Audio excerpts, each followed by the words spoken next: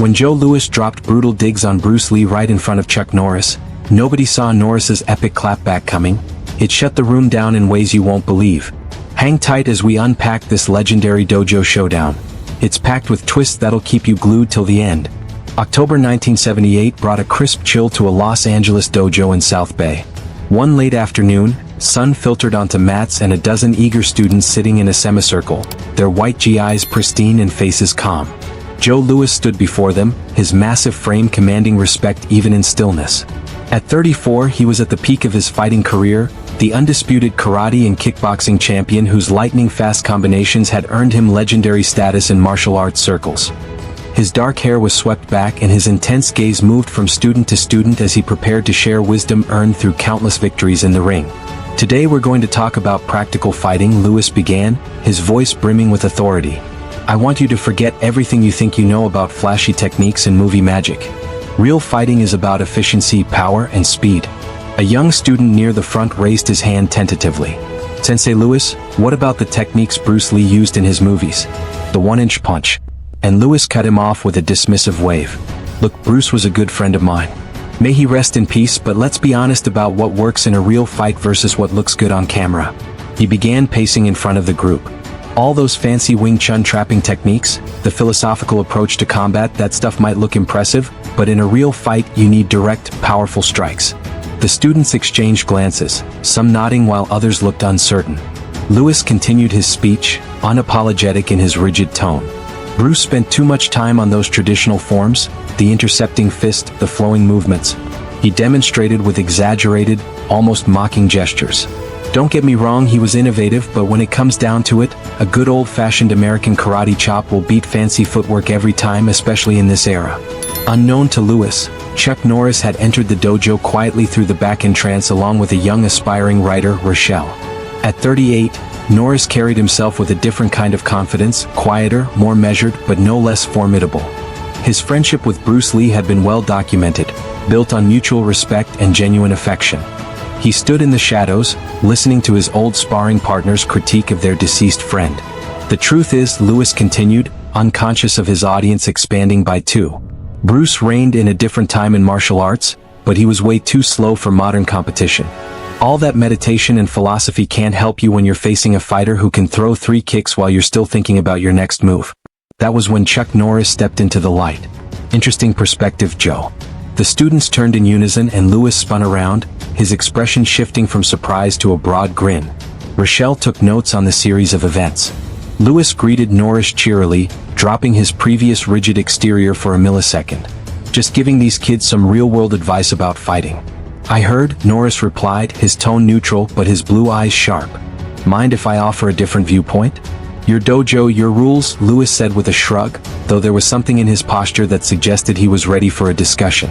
Norris moved to stand beside his friend, addressing the students directly. Bruce Lee wasn't just a friend of mine. He was one of the most complete martial artists I've ever known. His approach to fighting wasn't about being the fastest or the strongest. It was about understanding the flow of combat and being where your opponent didn't expect you to be. Louis crossed his arms. That sounds poetic, Chuck. But when you're in the ring, philosophy doesn't block punches, does it? Norris asked quietly. Speed without purpose is just movement. Martial arts isn't all about attacking head-on. Somehow, Louis could feel the challenge rising in the air like effervescence. You're missing my point. Deploying speed in fights doesn't add up to attacking head-on. The students watched this exchange like spectators at a tennis match, their heads turning from one martial arts legend to the other. You think Bruce's approach was superior to direct aggressive fighting? Louis continued, his competitive nature beginning to surface. I think Bruce understood that true martial arts isn't about proving who's faster or stronger, Norris replied. It's about understanding the deeper principles of combat. Louis laughed, but there was an edge to it. Come on, Chuck. You know as well as I do that in a real fight, the faster man wins. Bruce might have been philosophical, but his techniques wouldn't hold a candle to the speed of modern kickboxing. The dojo fell silent except for the distant hum of traffic outside. Norris looked at his friend for a long moment, then glanced at the watching students. Tell you what, Joe, why don't we test that theory? Louis raised an eyebrow. You want to spar here now? Unless you're too committed to teaching today, Norris said with a hint of a smile. The students immediately perked up, realizing they were about to witness something extraordinary. Lewis looked around the dojo, then back at his friend. Without a second thought, he agreed. 3 rounds to test if speed was what mattered most in combat. Norris nodded. But let's add a condition, he blurted. No protective gear except mouthguards. Light contact only. Within minutes, the students had moved the mats to create a makeshift fighting area. Word spread quickly through the dojo, and soon other instructors and advanced students had gathered around the impromptu ring. The atmosphere was electric with anticipation as 2 of America's greatest martial artists prepared to face each other. Both men stretched briefly, their movements efficient and practiced. Lewis bounced on the balls of his feet, his hands loose at his sides, while Norris stood quietly, centering himself with the kind of meditation Bruce Lee had taught him. "Ready?" asked Mike Stone, another martial arts champion who happened to be training at the dojo and had volunteered to referee. Both fighters nodded and moved to opposite corners of the mat. The signal for the first round came within seconds. Lewis pushed forward immediately. His legs were a blur as he launched a series of lightning-fast kicks aimed at Norris's midsection. The speed was indeed impressive as his feet moved so quickly they seemed to leave afterimages. But Norris wasn't there. Instead of trying to match Lewis's speed, Norris had shifted slightly to his left, allowing the kicks to pass harmlessly by while he moved into a better position. When Lewis followed up with a rapid-fire combination of punches, Norris deflected them with minimal movement, his hands barely seeming to touch Lewis's attacks before redirecting them. "Come on, Chuck," Lewis called out between strikes. "You're just running away." Norris didn't respond verbally, but his next action spoke volumes. As Lewis committed to a particularly aggressive kick sequence, Norris stepped forward and with a movement so perfectly timed, was suddenly within inches of Lewis's midsection. Then, with graceful force, Norris landed a gentle tap to Lewis's abdomen and threw a light touch to his temple. Both strikes so precise and controlled that they barely made contact, but everyone watching understood that they could have been devastating if contact had been made. Lewis backed off, his expression showing surprise and a flicker of respect. "Time," Mike Stone called, stepping between them. No point was announced. Officially, the round was a draw, but the silence in the dojo spoke louder. Norris hadn't landed hard hits, but his control, timing, and effortless repositioning had told the real story. Both fighters returned to their corners, breathing easily despite the intensity of the exchange. "Not bad," Lewis admitted, rolling his shoulders. "But I was just warming up." "I know," Norris replied simply. "If this dojo drama has you hooked, smash that like button now. It helps us deliver more untold legends."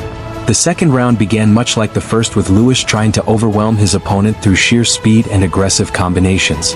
This time, however, he mixed in some grappling techniques, attempting to use his size to his advantage and control the match. Norris responded by demonstrating the very principles he had learned from Bruce Lee. When Lewis grabbed for him, Norris seemed to flow like water, neither resisting directly nor giving an unnecessary or unguarded opening. Instead, he used Lewis's momentum and force against him, deflecting his attacks into ineffective positions. Tensions were rising as Lewis changed tactics mid-fall and launched himself into a spinning heel kick, one of his signature techniques that had ended many professional fights. The kick was perfectly executed, his timing flawless, his speed extraordinary. However, Norris simply wasn't there when it arrived. He had moved not away from the kick, but around it, following the natural arc of Lewis's movement until he was behind his opponent. As Lewis completed his spin, he found Norris waiting calmly, one hand positioned where it could have struck a dozen different vital points. "Time," Mike Stone called, a note of amazement in his voice. "Point Norris." The crowd of observers had grown considerably larger, and a murmur of excitement rippled through them. They were witnessing something special. Not just a sparring match between 2 legends, but a clash of different philosophical approaches to martial arts. Lewis was breathing harder now, not from exertion, but from the mental effort of trying to solve the puzzle his friend presented. "How are you doing that?" he asked as they prepared for what should have been the third round. But Norris held up a hand.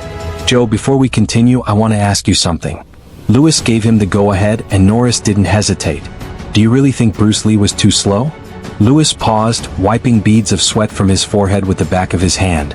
"Well, I never actually fought him, but based on what I saw, you saw him in movies," Norris interrupted gently. "And in demonstrations, but you never saw him the way I did, training together, pushing each other to understand martial arts beyond just techniques."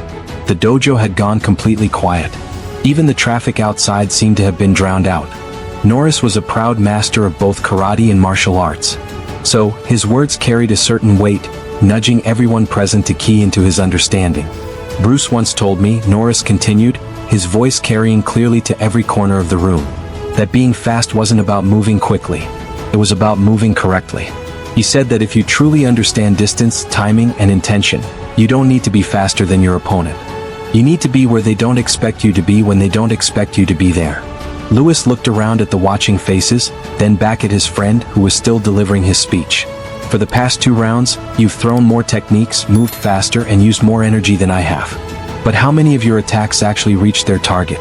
The question hung in the air like a challenge, but not an aggressive one. More like a teacher asking a student. Lewis thought back through the rounds, his competitor's mind automatically reviewing each exchange. The realization that crept across his face was visible to everyone watching. None of them, he said quietly. And how many times did I need to move at full speed to avoid them? Another pause. You never did. Norris nodded slowly. He was no longer talking to Lewis now, but the rest of the spectators, most of whom had been at the dojo for their usual lessons. Norris explained that the highest level of martial arts wasn't about being faster or stronger than opponents, but about understanding combat so deeply that you're always one step ahead mentally. This, he emphasized, made physical speed less important. The silence in the dojo was profound. Lewis stood in the center of the mat, a man who had built his reputation on lightning-fast techniques and overwhelming aggression, processing what he had just experienced. He wasn't too slow, Lewis said finally, his voice carrying a note of wonder. He was moving on a completely different level. You said Bruce wouldn't cope in a modern match, but what makes a modern match? He threw the question back to Lewis, who appeared to be in a minor state of introspection. Aggressive fighting, speed. What has changed in the arts over the decade? Nothing. Sparring is still sparring, and throwing punches hasn't changed in form or definition. Bruce would still counterattack just the same. Norris praised Bruce for always thinking 3 moves ahead in every one of his demonstrations. He developed this ability by understanding principles and not just memorizing techniques. His tone took a deeper dive into nostalgia as he recalled some fond memories with his old friend, along with the moral lessons that came with each recollection. At the end of his impromptu speech, everyone was left speechless. Lewis nodded his head in somber reflection and bowed his head. Chuck, I owe you an apology, and I owe Bruce's memory one too. Norris shook his head forlorn. You don't owe anyone anything, Joe. We're all learning. But Lewis couldn't fight the guilt. He turned to address the students directly and corrected his teaching principles. Everyone has their distinct way of fighting. Beyond this dojo, you can immerse yourself in different patterns and harmonize them to create your own style. On a final note, he advised his students not to be as narrow-minded as he was in approach and speech. Chuck just proved that Bruce Lee's philosophy is practical. Bruce wasn't slow. He only operated from a level of knowledge I couldn't really fathom. His style precedes him even after his death. And I hope it can live on through you in ways Chuck had demonstrated. Norris placed a hand on his friend's shoulder. Deep down, the pair knew Bruce would have appreciated this conversation. Lewis looked around the dojo one more time, taking in the faces of his students and the other observers. When he spoke again, his voice carried less authority and more humility. Class dismissed for today, he said. But I want you all to think about something before next time. Real martial arts isn't about being the fastest or the strongest. It's about understanding combat so completely that speed and strength become tools rather than crutches. The crowd dispersed, leaving the 2 friends to converse as they packed up their gear. Rochelle happily left the dojo, documenting the exchange that would only resurface years later in a sports feature. In the years that followed, both Norris and Lewis would reference that afternoon as a turning point in their own development as martial artists and teachers. They had entered the dojo as champions defending their different approaches to combat and left as students, humbled by the very teachings Bruce Lee had been mocked for. Don't forget to hit subscribe and ring the bell for more jaw-dropping martial